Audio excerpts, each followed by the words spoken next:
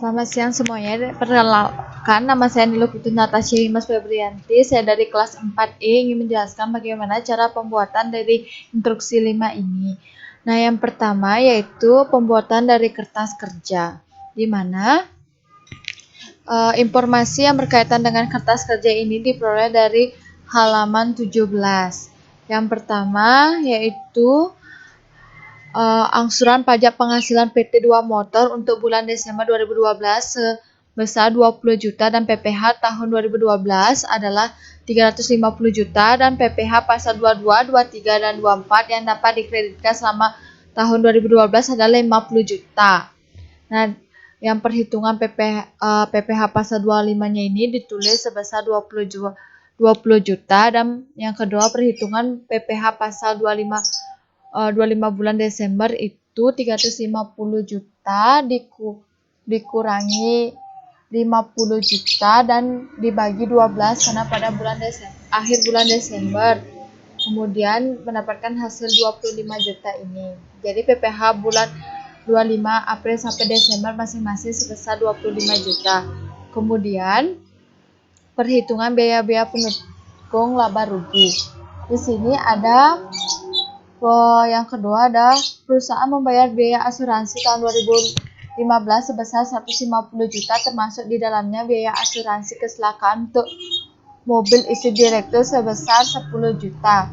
Nah, jadi 150 juta ini dikurang 10 juta dan menghasilkan 140 juta.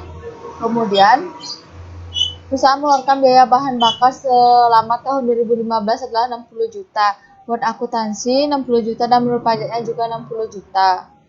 Kemudian biaya listrik yang dibayar perusahaan selama tahun 2015 adalah 30 juta, termasuk di dalamnya biaya listrik untuk rumah pribadi direktur sebesar 5 juta.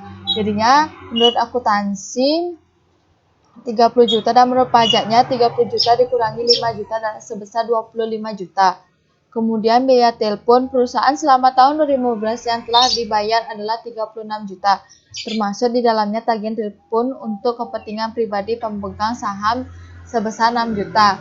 Jadinya menurut akuntansi 36 juta dan menurut pajaknya 36 juta dikurangi 6 juta sebesar 30 juta.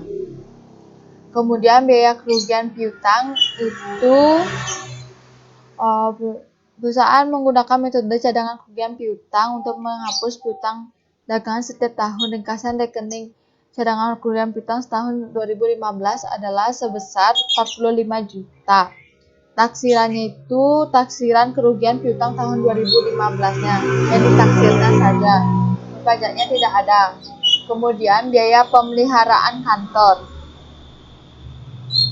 Biaya pemeliharaan kantor selama tahun 2015 66 juta. Dari jumlah tersebut sebagian biaya yang tidak didukung dengan bukti yang sah adalah 6 juta. Jadi 66 juta itu dikurangi 6 juta. Kemudian biaya sumbangan sebesar 15 juta. Dan menurut pajaknya tidak ada. Kemudian biaya depresiasi. Perusahaan memiliki bangunan bersifat permanen dengan harga 600 juta, umur ekonomis bangunan 25 juta dan nilai residunya 100 juta. Menggunakan metode garis lurus, jadinya 600 juta itu dikurangi 1 juta per 25 sama dengan hasilnya itu 20 juta. Kemudian menurut pajaknya itu 600 juta itu dikali 5% dan mendapatkan hasil 30 juta. Kemudian ada biaya depresiasi kendaraan dihitung menurut akuntansi tahun 2015 dan 2016-nya. Sehingga 6 per 12 kali 8 per 36 kali 120 menghasilkan hasil P ini dan sama juga seperti perhitungan tahun 2017-nya dan menurut pajaknya mendapatkan 150 kali 12,5% dan mendapatkan hasil 18.750.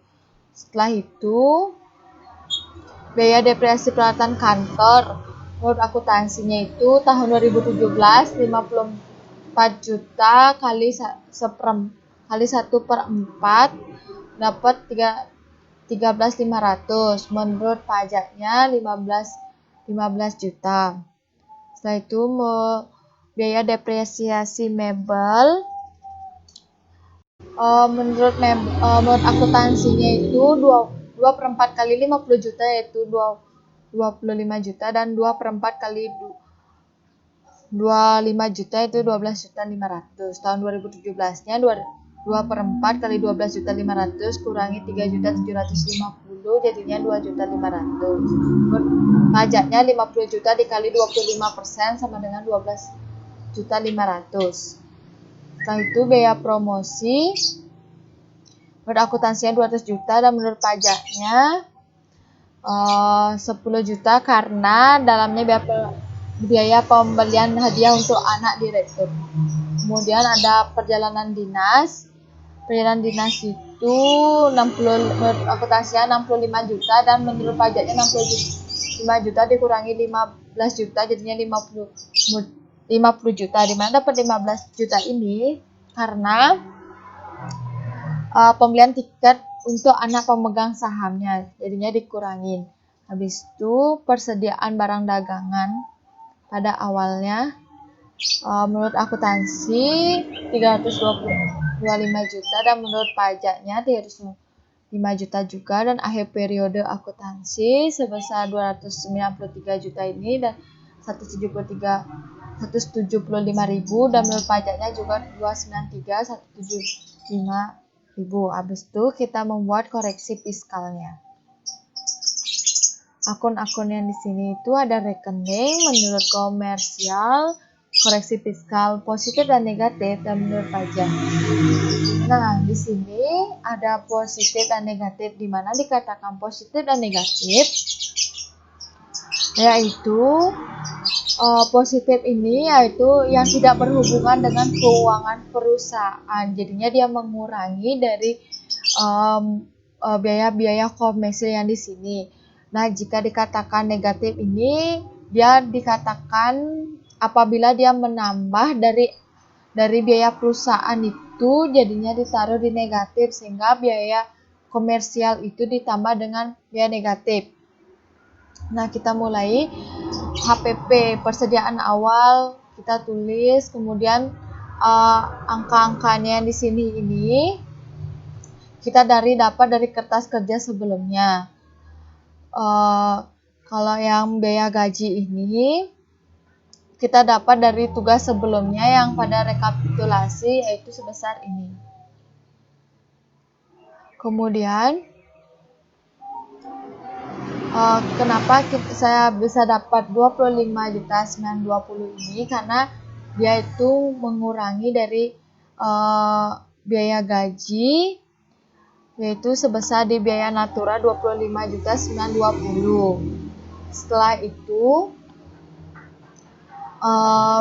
yang biaya asuransi kita lihat pada halaman 17 itu karena dia itu biaya asuransi kecelakaan untuk mobil istri direkturnya, jadinya dia tidak berkaitan dengan biaya perusahaan, jadinya ditaruh di sini mengurangi dari biaya komersial itu sebesar 10 juta jadinya 140 juta.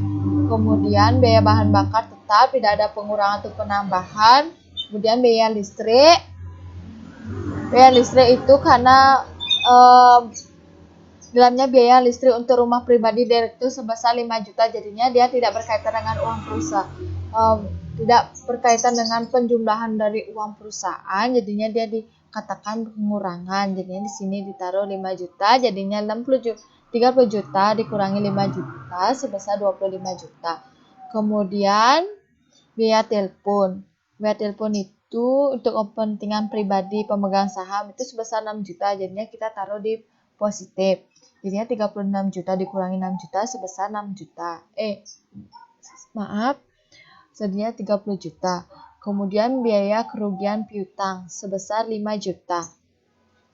Nah, yang ini tuh kita lihat dari nomor 6 plus jumlah penghapusan piutang selama tahun 2015 itu kan 50 juta dan taksiran kerugian piutangnya tahun 2015 itu baru ditaksirkan 45 juta. Jadi 50 juta kurangi 45 juta hasilnya itu kan lagi 50 juta, jadinya dikatakan sebagai pendapatan.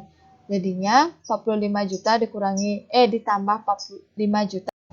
Kemudian biaya pemeliharaan kantor. Di sini tuh biaya pemeliharaan kantor selama tahun 2015 itu kan 66 juta, dan tersebut biaya yang tidak didukung dengan bukti yang sah adalah sebesar 6 juta. Karena dia tidak didukung biayanya yang sah dengan bukti yang sah itu 6 juta, jadinya kita taruh di koreksi positif, jadinya dia mengurangi 66 juta dengan 6 juta itu, jadinya 60 juta. Kemudian di biaya sumbangan sebesar 15 juta karena dia tidak termasuk dari biaya positif negatif dan di biaya perusahaan gitu. Habis itu ke biaya promosi sebesar 10 juta.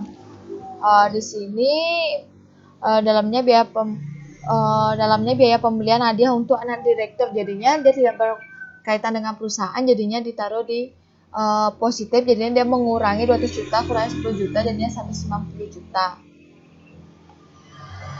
Nah, saya ketinggalan di biaya depresiasi, di mana saya mendapatkan angka 18 juta 583 ini, di mana kita lihat di kertas kerja yang berkaitan dengan depresiasi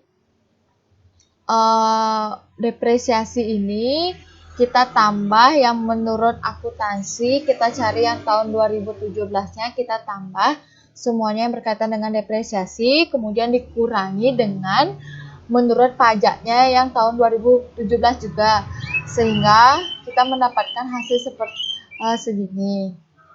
Habis itu ya sewa tidak ada, kemudian pendapatan BBM kita dapat juga di sana, ada pendapatan jasa giro, pendapatan bunga, pendapatan luar negeri sebesar 400 juta karena di info di sini itu negara Meksiko perusahaan memperoleh penghasilan itu sebesar dan tarif pajaknya 1 juta dari negara Saudi Arabia perusahaan menderita kerugian sebesar 400 juta, jadinya kita tulis depositif karena dia mengurangi, jadinya lagi 600 juta.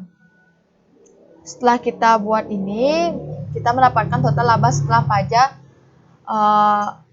6.637.847.243 ini, yaitu pengurangan dari total laba sebelum pajak dan sesudah pajaknya.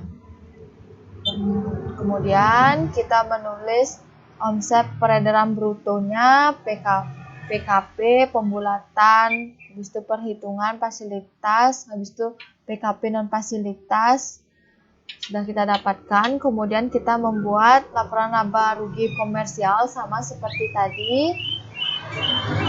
Kita menulis persediaan awalnya, pembelian, persediaan akhir yang kita dapat dari yang ini dari sheet 2 C9. Sheet 2 C9.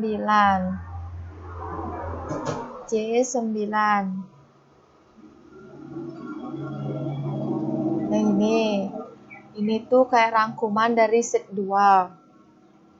Sehingga kita mendapatkan total laba setelah pajaknya. Sama kayak yang sheet 2. Kemudian yang sheet 4 itu juga sama. Menurut pajaknya, tapi ini menurut pajaknya. Yang tadi itu menurut akuntansinya. Setelah itu ini merupakan dari yang pembuatan